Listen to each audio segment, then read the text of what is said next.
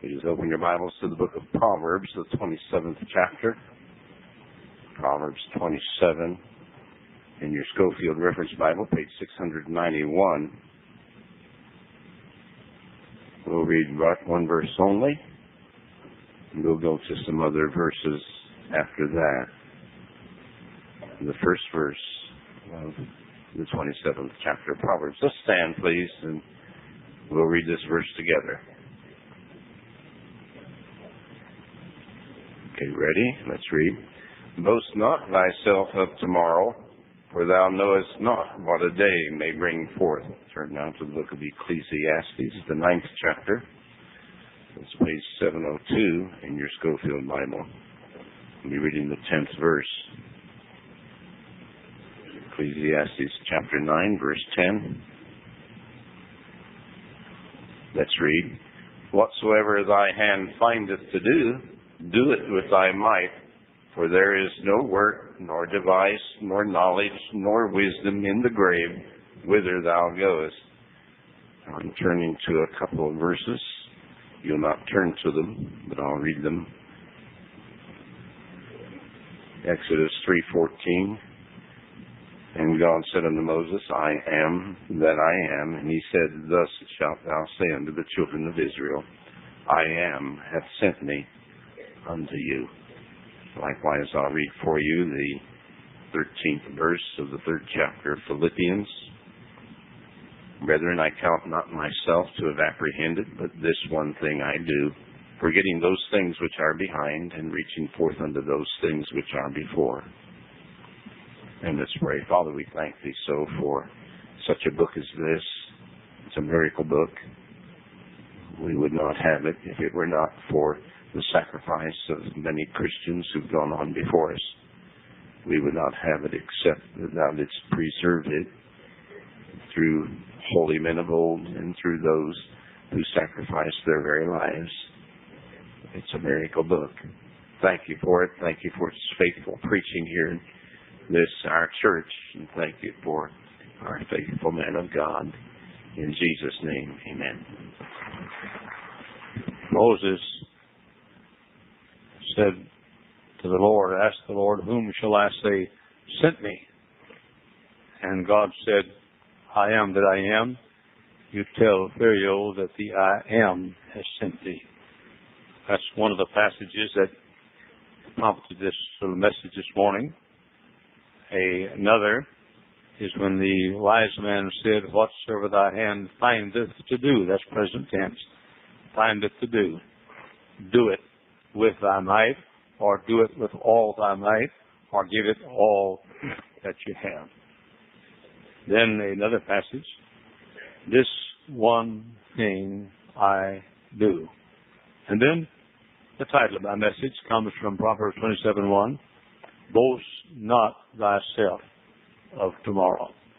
Now, that does not mean boast not what you're going to do tomorrow. It means boast not that there'll be for you for tomorrow. It's a very unusual kind of a testimony message this morning. I prepared this outline probably 3 months ago.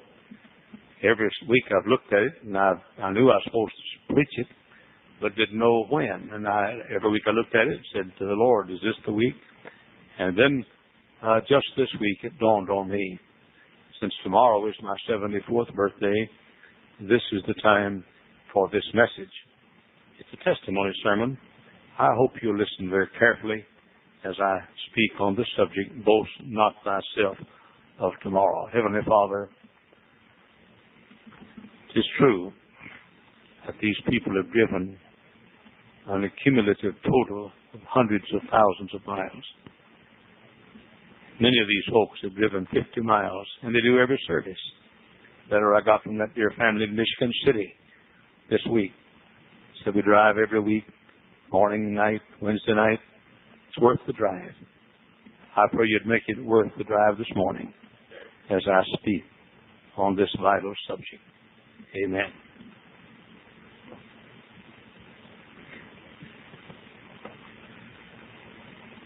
As I mentioned, tomorrow I'll be 74 years of age. I do not know where the years have gone. I was thinking about, when I introduced Mike Terry a while ago, I began to think about other young people who were here. I was only 32 years of age when I became pastor here over 41 years ago. I can't figure me out. My wife says she can't either. But I can't figure me out. I really can't. I do not know why God has blessed this little preacher like He has.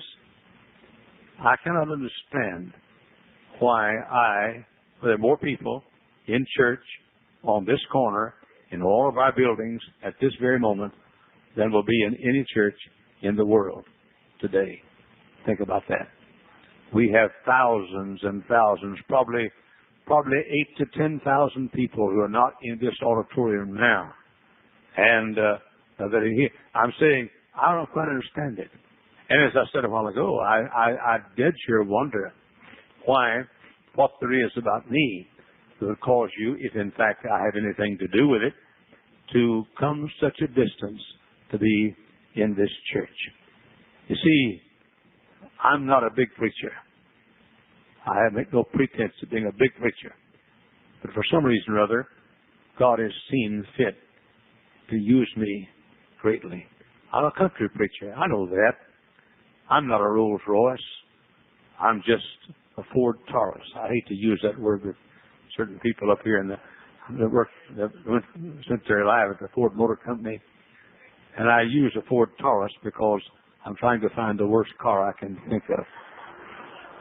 But I'm not a Rolls Royce. I'm just a Ford Taurus. But for some reason or other, and please don't think I'm boasting because I have not whereof to boast, God has seen fit to use this Ford Taurus more than many a Rolls Royce or a Jaguar or a Cadillac. I'm not a pedigree, but I have for some reason been used more than many pedigrees. I'm not 18-karat gold. I'm just costume jewelry. That's all I am. I'm not a presidential suite in the Hyatt Regency. I'm just an ordinary room at the day's end. But for some reason, God has used this little day's end to have a great church, bigger than the Hyatt Regency suites. I'm not a general of the army. I'm just a corporal. But God has used this corporal more than many generals. I'm not a Rolex. I'm just a Timex. And I know that. But God has seen fit for this little Timex to be used by Him. I'm not a Neiman Marcus. I'm just a Montgomery Ward. And please don't be offended if Mr. Montgomery is here this morning, or Mrs. Ward. I'm not a five-star hotel. I'm just one of those little hotels out the edge of town that people stop and get a cheap room from. I'm not a Tito's. I'm just a Burger King. I'm not a New York sirloin. I'm just a hamburger from a greasy spoon. I'm not silk and satin. I'm just plain cotton. I'm not a designer's garment or an original. I'm just a common brand, a copy. I'm not an interstate. I'm just a blacktop rural road. I'm not an airline jet. I'm just a Piper Cub. I'm not a beautiful yacht. I'm just a sailboat. But for some reason, God has used this little boy, reared in the ghettos of southwest Dallas, Texas, with an alcoholic dad. I'm sure you wonder why. And I'm asked that often by people. This is nothing new to you, but so often people come to hear me preach, and they hear about the great First Baptist Church. They hear about the great Hyles College and our ministry here. And they're expecting to find somebody that they don't find when I walk up on the platform. And how often a little lady down in southern Illinois said to me, she said, I'm 35 years old. I've heard about you all my life, and you don't look like what I thought you would look like. And I said, you're ugly too. But I'm often asked, Brother Hyles, what is it? I don't know. I can't figure me out any more than you can. I don't know. I have outlived and outlasted every preacher of every huge church in history, fundamental church. Dr. J. Frank Morris died before he was my age. So did Dr. Ironsides at Moody Church, and so did Dr. G.B. Vick. when the Temple Baptist Church, Detroit, was such a great church. And Dr. Charles Spurgeon died many years before he was 74. Dr. Lee Robertson retired before he was my age. Dr. Dallas Billington retired before he was my age. And yet I have preached before more people than any of these men. And I have seen more people saved than any of these men. And I have preached more sermons than any of these men.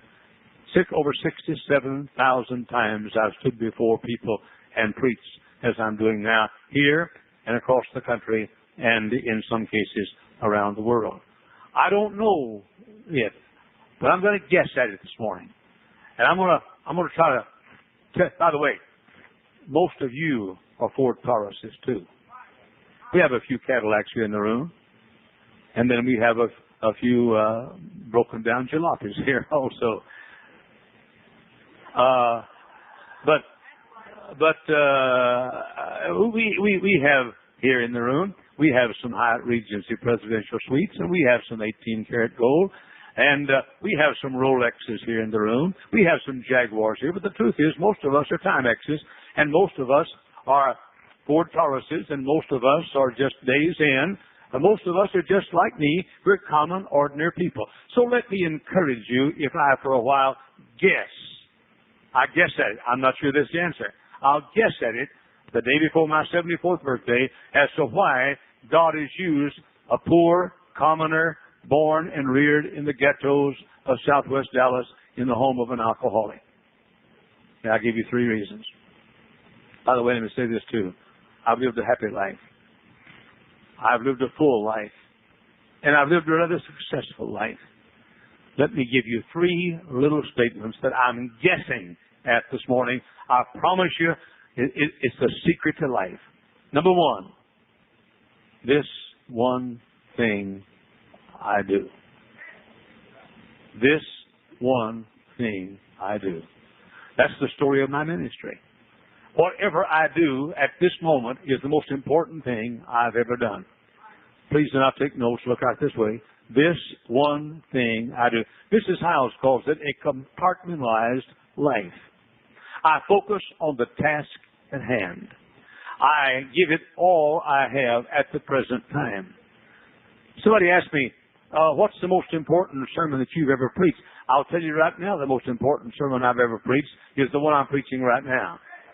And I'll be honest with you, when I was in Colorado last Monday night, I wasn't in my own church. I was preaching somewhere else. But those of you who heard me there, numbers of our senior citizens were there on the Best Year's Club trip, you'll vouch for this. That sermon Monday night was the most important sermon I'd ever preached. And 1 or 2 of our people were there Tuesday night when I preached again in Colorado Springs.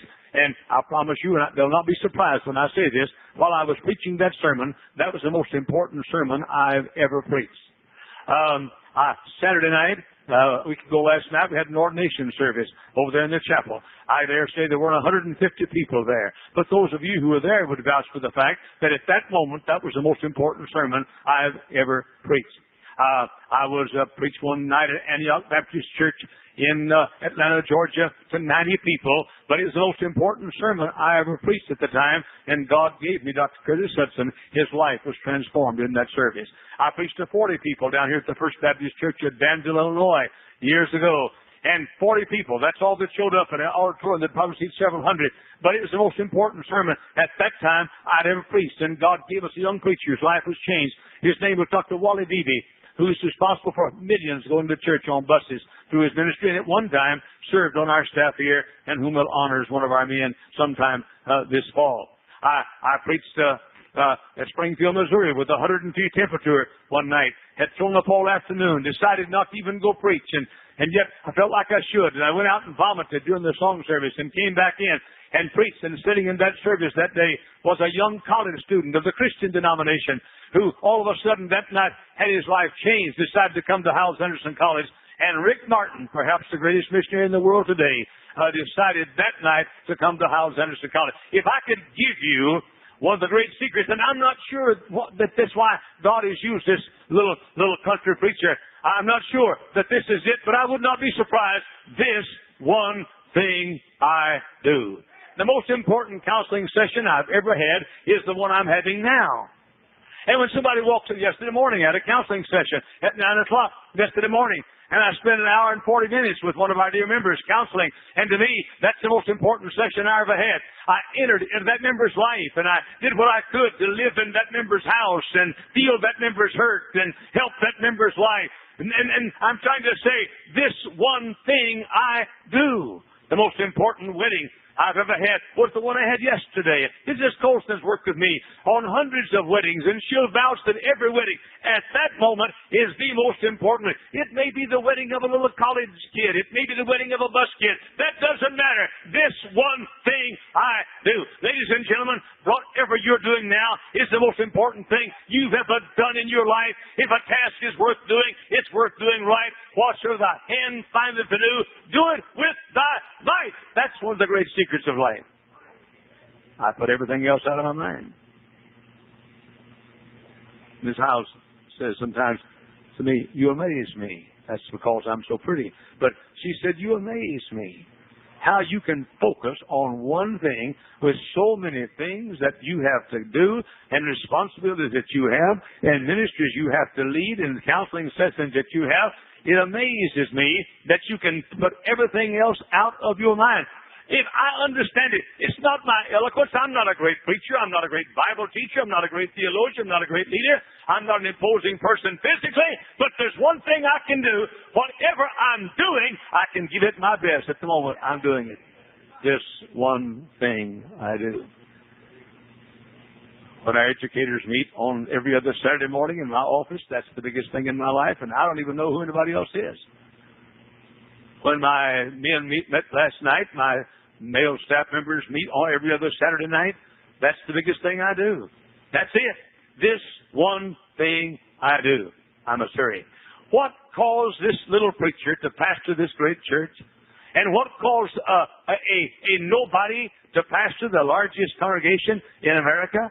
What caused a Ford Taurus to be used of God more than a Jaguar? What caused a Days Inn room to be used of God more than the presidential suite at the Hyatt Regency Hotel? What caused a piece of costume jewelry to be used of God more than 18-karat gold? What? Number 2, this one day I live.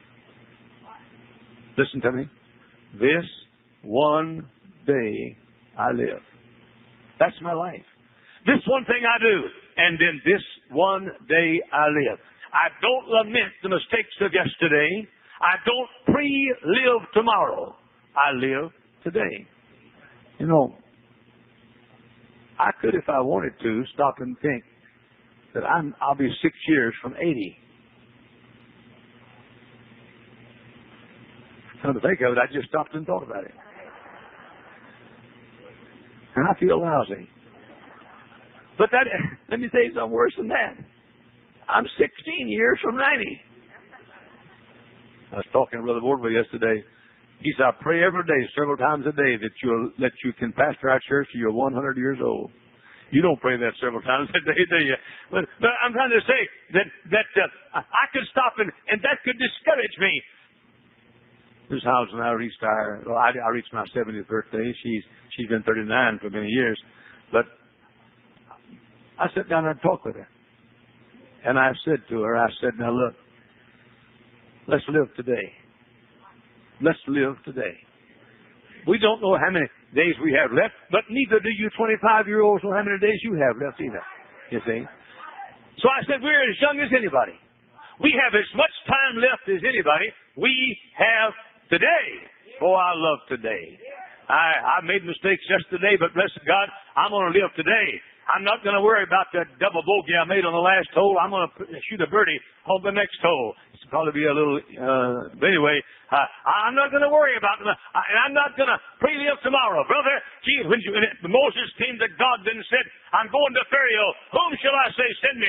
And God said to Moses, just tell him that I am. God's not the I was. God's not the I will be. He's the I am. This one day I live. I love the spunk of the Best Years Club. I went out last Thursday, a week ago Thursday, when they left to go on a trip out to the Colorado Mountains. Those people, 60 years and older in the Best Years Club. And I told them, when I get that old, I'm going to join. I walked out there, and those senior saints were on that bus like a bunch of kids going to the dunes. They had bought shirts together, and it said, "Best year still up here." And they're going out west, so they all bought cowboy hats. And there those senior saints were on the bus like a bunch of kids going to camp. And I thought, boy, that's the way to live. They're not lamenting the fact that they're not 16 or 17 or 18. This one day I live. I have today. I don't know if I'll have tomorrow, but you don't either. And you don't either. And you don't either. Nobody does. But bless God, I woke up this morning. I was born this morning. I'm living today. I will die tonight. I'll rise again tomorrow morning. This one day I live. I've never wanted to be another age or to be another place. This is the day I live. This one thing I do, this one day I live. Ms. House and I were in Switzerland. We love Switzerland.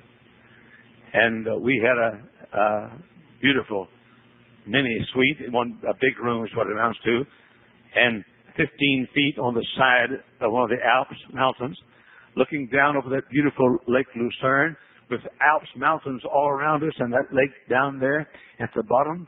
And we were there for 7 days and 8 nights. And we started to leave. I took one last look. And I said to myself, I'd like to live here. This is a good place to live. I often tell Miss Hyles, just tell the church to send the check on the 1st and 15th and send the furniture over, and I'd like to live here. Wait, hold it now. I even didn't want to leave. We called a cab. This cab driver was a very intellectual person. He knew Switzerland like the palm of his hand, and he is a very smart, intelligent man. So we started to leave, and we were leaving Lucerne. And I said, "How long have you lived here?" I think he said, "All my life," didn't he? "All my life." And I said, "Boy, how lucky you are." There I was saying, "Boy, I think this would be a great place to live." He said, "I get out of here in December." Wait a minute. I get out of here in December. I said, "Why?" He said, "This is a dump." He said, "This is the dreariest place in the world in December." So I decided to live there from May through November. And then there's that other place called Maui. But wait a minute. Look, here he is getting out of there. And here I am. That's the way you are. The grass is greener on the other side of the fence, but you move on the other side of the fence. Now, ladies and gentlemen, if I understand me, I don't understand me. I don't know what the secret is, but I have an idea. It's this one thing I do. What I've got to do, I give it all I've got, and this one day I live. I can't live tomorrow today. I can't live tomorrow to yesterday today, but bless God, I have today. I'm as young as you are. I've got today. Number 3. What is the secret to a Ford Taurus outrunning a Jaguar? What is the secret to costume jewelry being of more value? 18-karat gold. What's the difference in a piece of glass being of more value than a 1-carat diamond? What's the difference in a day's inn being of more use than a presidential suite? What's the difference? This one thing I do, this one day I live. Number 3, this one step I take. If you'll get that little 3-point outline, please do not take notes. Look at me. Look at me. This one thing I do. There are others that can do more than I can, but I can give my best at what I'm doing. There are others whose hands are bigger than mine, but whatever my hand findeth to do, I can do it with all my might. This one thing I do. This one day I live. This one step I take. The psalmist said, "Order thou my steps." Didn't say order my trips, my steps. This is the step. And then this one step I take. And this, the psalmist said again, "Thy word is a lamp unto my feet and then it's a light unto my path. I've never had a master plan. I've never been much for goals. I don't rush a project. I've enjoyed being a country preacher. When I was a country preacher, I didn't want to be anything else. When God put me in a small town, I became a small town preacher. I didn't want to be anything else. I never looked and said, I hope I can have a big city church someday. I wanted to stay in that little country church. I wanted to be pastor there all of my life. I was happy and enjoyed being a country preacher. I enjoyed being a small town preacher. And now I enjoy being a big city preacher. But I never wanted to leave where I was. I have not wished I were elsewhere. I let each plan ripen. I enjoy each era in my life. I didn't know when I was a junior, I did not want to be a junior higher. When I was a junior higher, I did not want to be a high schooler. When I was a high schooler, I did not want to be a collegian. When I became a collegian, I did not want to be a young adult. When I was in grade school, I wanted to be a grade schooler. When I was in junior high, I wanted to be a junior higher. When I was in high school, I wanted to be a high schooler. When I was in college, I wanted to be a collegian. As a young man, I wanted to be a young man. And by the way, this may shock the fire out of you. At 74 years of age, I wouldn't be 50. I don't want to be that dumb again. I'm where I want to be. I'm what I want to be. And for these many years, this one thing I do. This one day I live. And this one step I take. I wanted to grow with my work. The preacher boys, don't forget that. You better be concerned about your growth instead of the growth of your work. Because your work can outgrow you and you'll lose it. I've taken no shortcuts. Listen carefully to this. I had been preaching 25 years before I started school. Some of you guys are going to start a church next week and a school the next month. I've been preaching 25 years before I started the first school, Hammond Baptist High School. That isn't all. Let me tell you a story. When I was pastor in Garland, I had an evangelist in my church who was a dear friend of mine. I loved him very much and often fellowship with him. He was a very successful, talented evangelist. He used to come to me and say, Brother Jack, why don't you start a school? And I said, I'm not ready to start a school. It's not time. It's not right. Why, he said, look, man, start a school. Get somebody to run. Start a school. I said, I'm not ready to start a school. He tried to get me to start more things. Pastor, young men, when you get out in the field, you make the supreme thing you do pastoring your church. When I was led of God to come to Indiana, I recommended the church call this evangelist as pastor. And unanimously they did so. And by the way, far more talented than I. Hey, he was the Cadillac. I was the Ford Taurus. He was the 5-star hotel. I was the Days Inn. He was the silk and satin. I was the cotton. He was somebody. Follow me. He took the church in Garland, Texas. Within a few months, he started a grade school. And then a high school. Within a year, he started a college. It was 11 years after I came here before I started school. And 25 years in my ministry. Oh, by the way,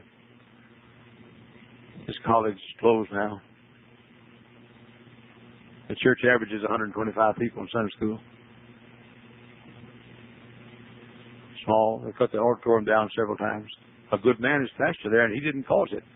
This fellow, this young evangelist, that was a Cadillac. That was a Statler Hilton, Hyatt Regency, a Rolls Royce. Far more than I. He's out of the ministry and has been for years. 41 years have passed. Hammond Baptist School is flourishing. Hyles Library College is the largest independent Baptist fundamental college in the world. Why?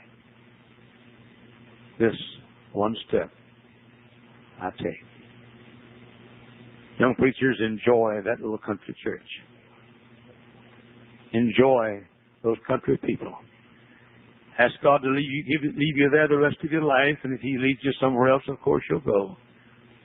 And so after 74 years of life, starting my 75th year of life, I look back and thank God for how good He's been.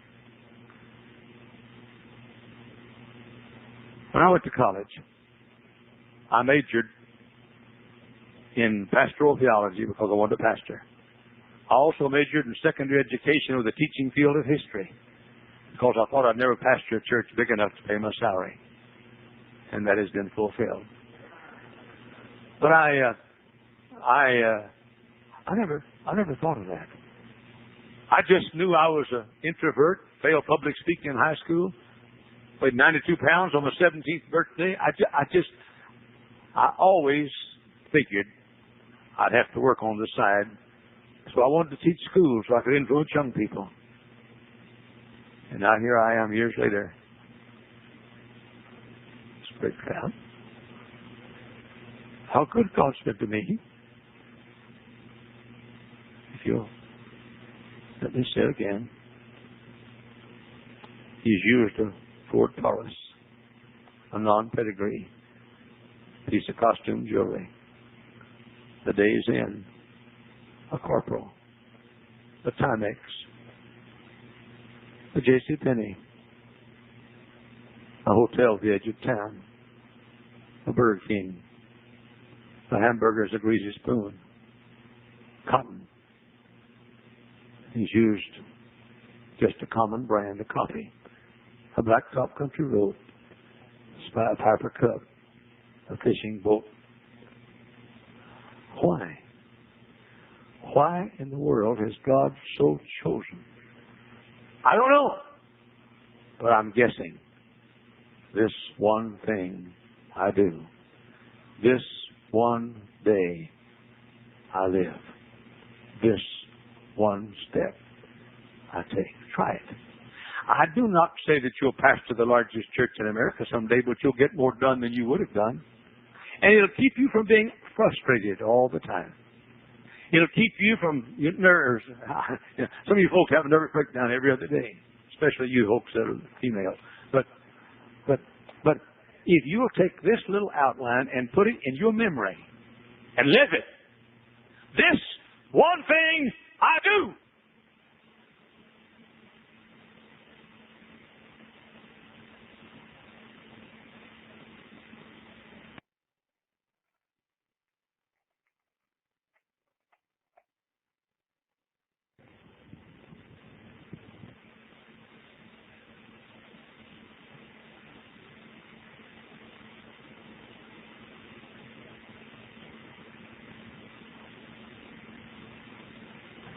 I'll give it all I've got. This is the most important thing I've ever done. This one day I live. Not yesterday, not tomorrow. I'm as young as anybody because I have the same one day everybody else has. And this one step I take. Would you bow your heads, please?